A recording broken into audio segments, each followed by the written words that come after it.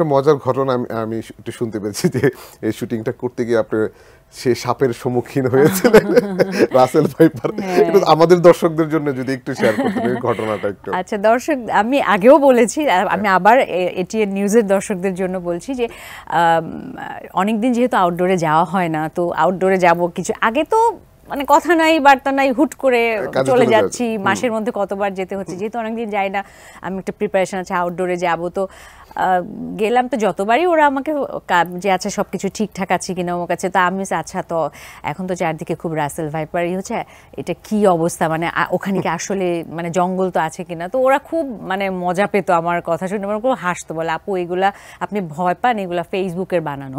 ঠিক আছে, তো যাই হোক, তো আমি যেদিন গেলাম শুটিংয়ে আসলে ওই দিনই মানে হঠাৎ করে দেখা যাচ্ছে যে কারো রুমে রাসেল মানে সাপের কোনো খবর নাই, আমার রুমেই হঠাৎ করে একটা সম্ভবত একটু জঙ্গল এরিয়া, তো পাহাড়ি এরিয়া, অনেক সময় হয় না পাহাড়ি এরিয়াতে ঘরের মধ্যে অনেক সময় চলে আসে, তো হয়তো ছাদে ছিল, যেই লাইটটা অফ করা হলো তার কিছু সময় পরে ওটা মানে একদম নিচেই পড়ে জাস্ট আমার কয়েক হাত দূরে, হয়তো 2-3 হাত দূরে, মানে ওটা এমন হতে পারতো যে ওখানে নিচে না পড়ে আমার গায়েও পড়তে পারতো, এবং মানে এমন হতে পারতো যে আমি হয়তো ঘুমিয়ে গেছি, আমার গায়ের উপর পড়ে তখন আমি জানি না কি হতো আর কি। তো এটা আর কি ওরা, আমি তো খুবই আতঙ্কিত হয়ে গিয়েছিলাম, এবং এটা তখন ঘুম হয়েছে ওই রাতে ওই রুমে তো আর থাকি নাই, ওই রুমে তো আর থাকি নাই, অন্য রুমে চলে গেছি। আরেকটা মজার জায়গা যদি বলি যে মোস্তফা সরোয়ার ফারুকীর ব্যাচেলর আপনি কাজ করেছিলেন। আমি ওখানে করেছিলাম ছোট্ট একটা অতিথি চরিত্রে কয়েকটা সিকোয়েন্স। জয়াপাও তো এখানে কাজ করেছিল একটা, তো অনেকদিন পর জয়াপার সাথে এটার মধ্যে মনে একটা ক্যামিও করেছেন আপনি।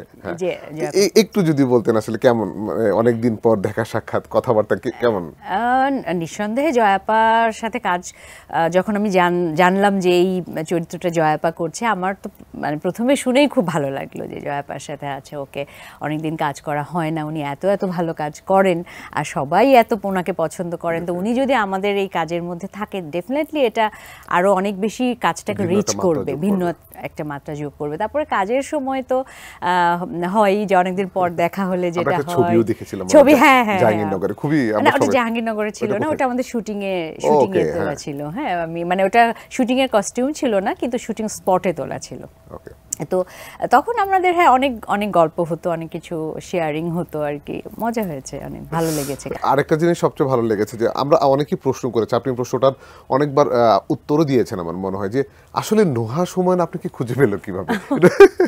আপনার কাছে প্রস্তাবটা আসলো কি করে? আমার কাছে প্রস্তাবটা এসেছে নুহাসদের পক্ষ থেকে। আমার কাছে হঠাৎ করে একদিন নুহাসদের কাস্টিং ডিরেক্টর যে রাতুল, ও আমাকে ফোন করলো, ওর সাথে আমার কাজের সূত্রে আগেই পরিচয় ছিল, এবং ওখানে আরেকজন নুহাসের আরেকজন পার্টনার ছিল সমরেশ দা, ওনার সাথেও আমার কাজের অভিজ্ঞতা ছিল। তো ওনারা হয়তো আমার বিষয়টা নিয়ে, নুহাসের সাথে আমার ওইভাবে আসলে কখনো পরিচয় ছিল না, হয়তো ওরা ক্যারেক্টারটা নিয়ে এবং আমাকে নিয়ে ওরা নিজেদের মধ্যে চিন্তা করে মানে কথা বলেছে, দেন আমার কাছে ওরা অফার দিয়েছে। মানে একেবারেই এটা আমার ভালো লাগছে যে মানে আমাকে নুহাস খুঁজে নিয়েছে এনিহাউ। এই জিনিসটাই সবচেয়ে বলবো যে নুহাসের আরেকটা জিনিস, আমি যদি ভুল না করি, যে ওর আগের কাজগুলো আমার দেখা হয়েছে, প্রতিটা ক্যারেক্টার যখন সে লিখে ভাবে, সে সেটা ভিজুয়ালাইজ করে। আমার কাছে মনে হয় যে এই চরিত্রটা আসলে আপনার জন্যই তৈরি করা হয়েছিল, আমার কাছে মনে হলো যে এটা দেখার পর।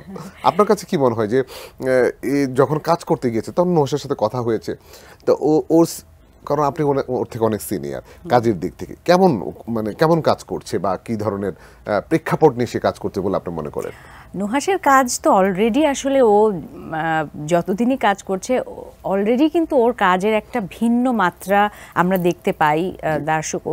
আমি নিজেও ওর কাজ করার আগে কিছু কাজ, আমার 2-1টা কাজ দেখার সুযোগ হয়েছে, তো সেখান থেকে আমরা দেখেছি যে ওর আসলে গল্প বলার ধরনটা একটু ডিফারেন্ট, ওর ডিরেকশন, ওর চিন্তা ভাবনা, গল্প সিলেকশনও মনে হয় একটু ডিফারেন্ট সিলেকশন। মানে আমরা যে কাজটা করেছি বেসুরা, এখানে দেখবেন যে গল্পটা কিন্তু খুবই ইউনিক একটা গল্প। হ্যাঁ, তো এই যে চিন্তাটা, এটাই তো ওকে অন্যদের থেকে হয়তো কিছুটা আলাদা করে দেয় আর কি।